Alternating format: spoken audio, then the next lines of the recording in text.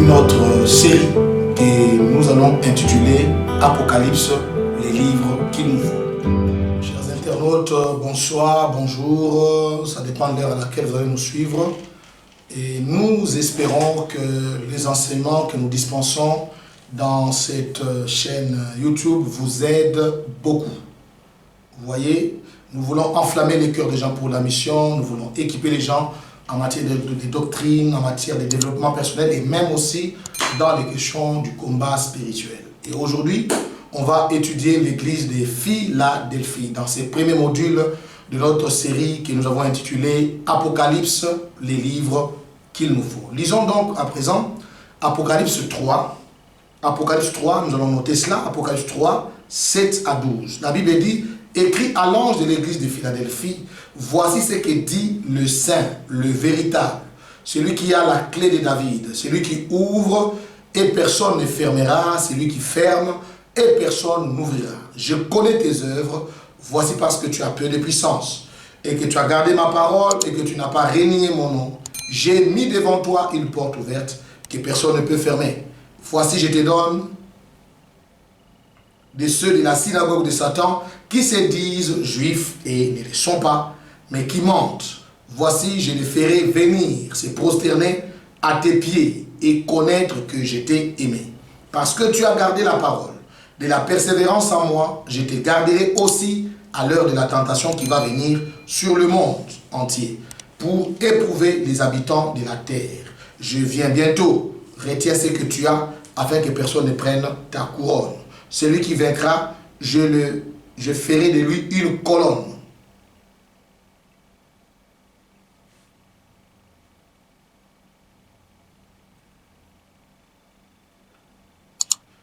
Je ferai de lui une colonne dans le temple de mon Dieu et il n'en sortira plus.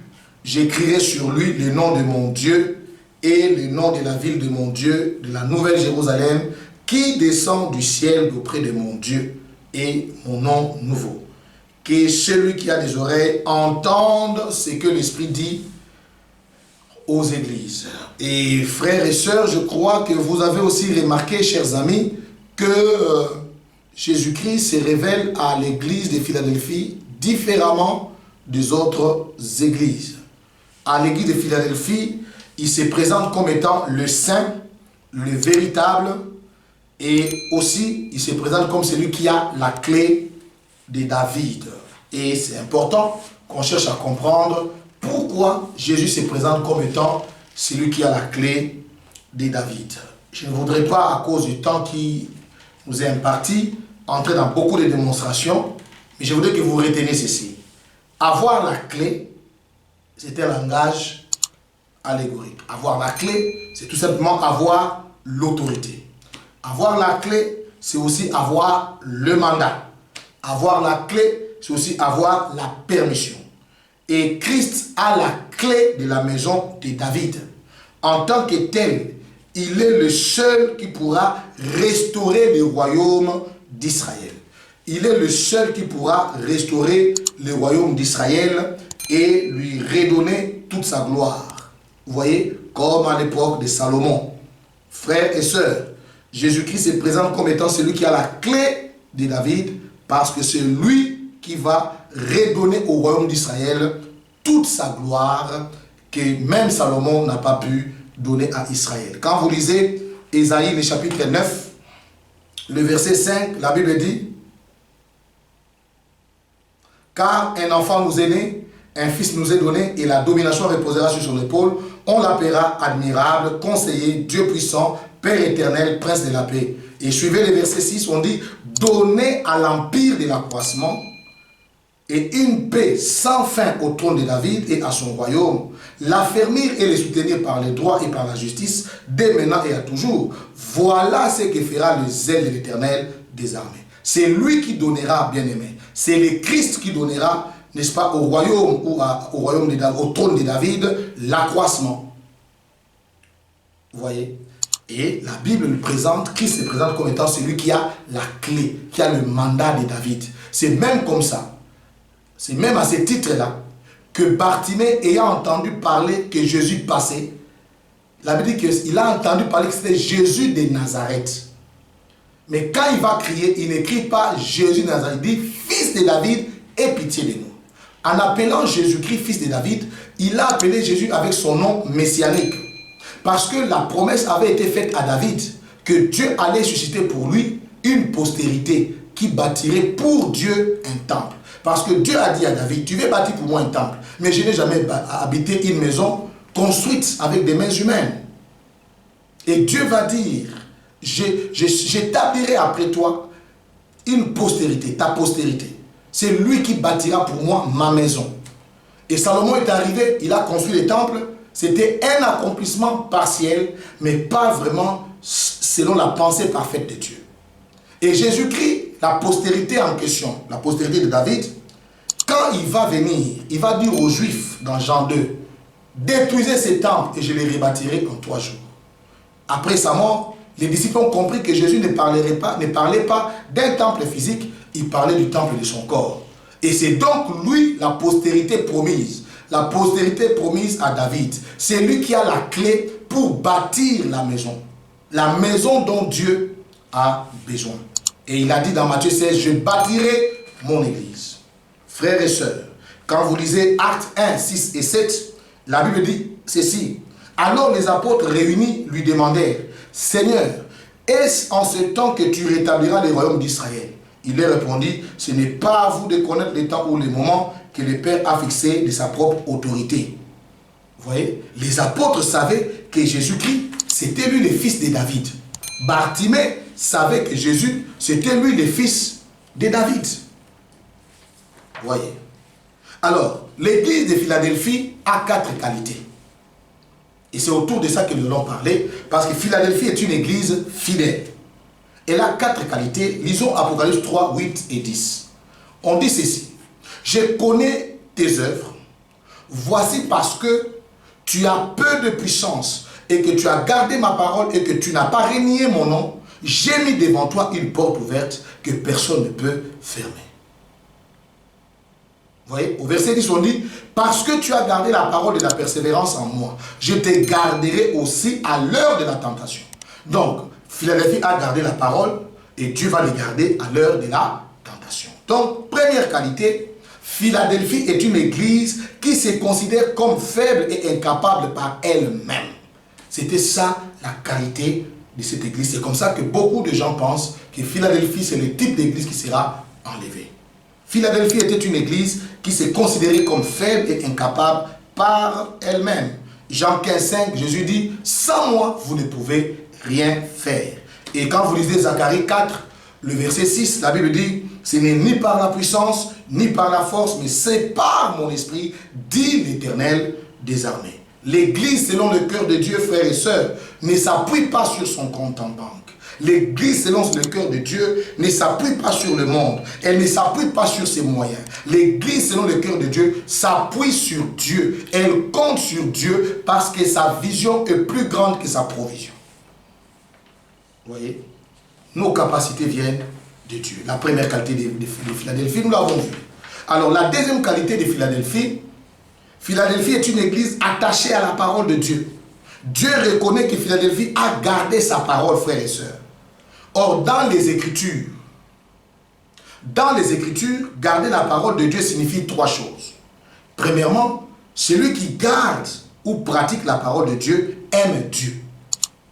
On voit ça dans Jean 14, 15 et 21, où la Bible dit, si vous m'aimez, gardez mes commandements. Celui qui a mes commandements et les garde, c'est celui qui m'aime. Et celui qui m'aime sera aimé de mon Père, et je l'aimerai et je me ferai connaître à lui. Donc, dans la parole de Dieu, garder la parole signifie aimer Dieu.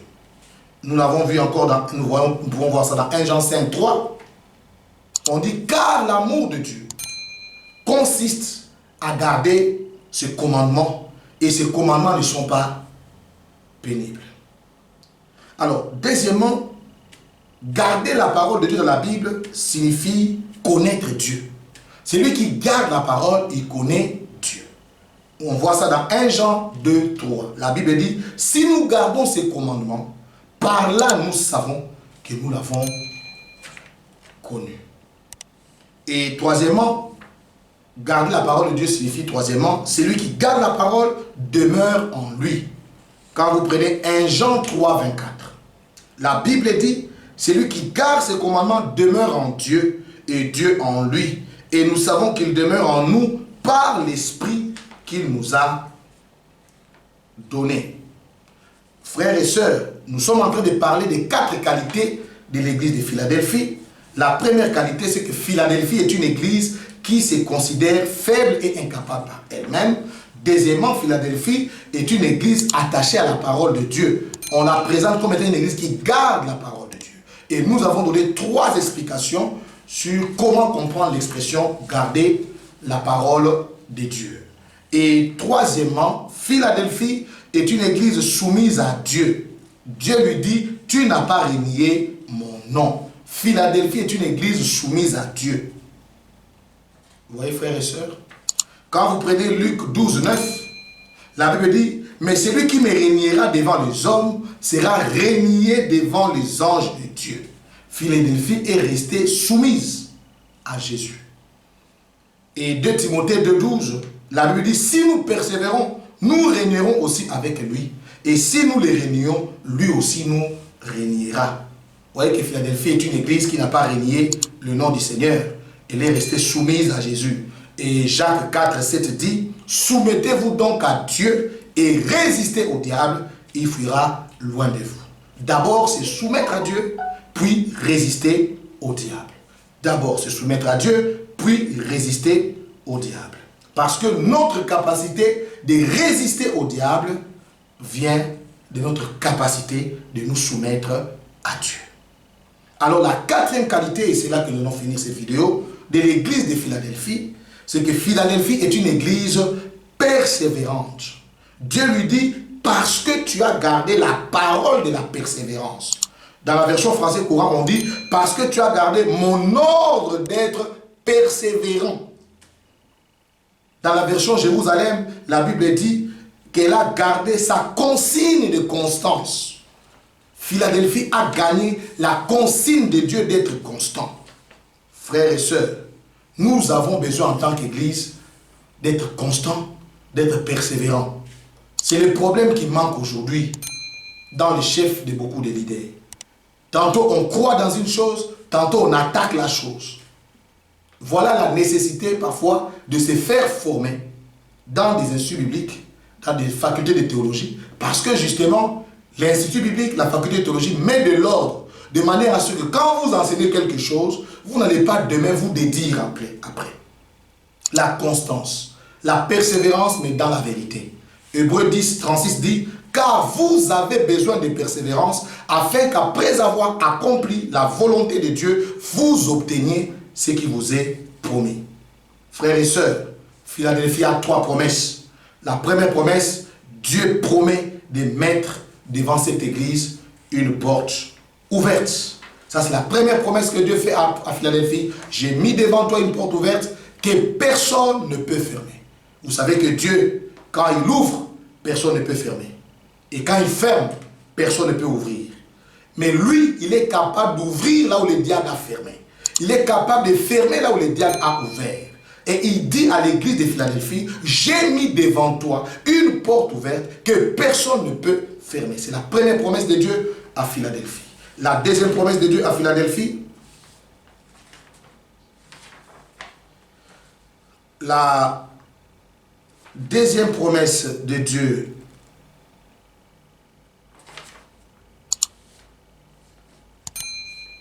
à Philadelphie, nous sommes au verset 8.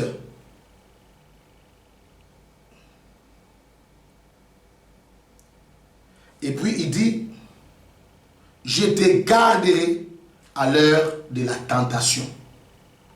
Il dit, je te garderai à l'heure de la tentation. Philadelphie a la promesse d'être gardé au moment de la tentation.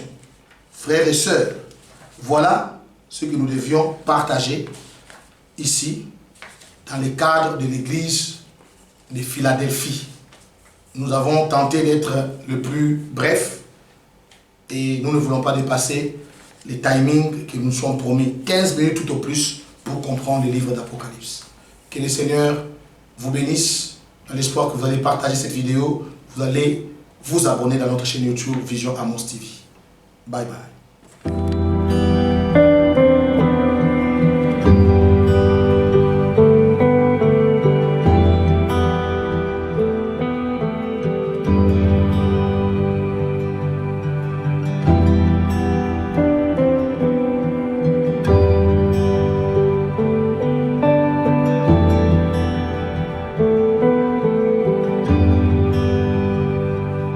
All these pieces broken and scattered in mercy, God.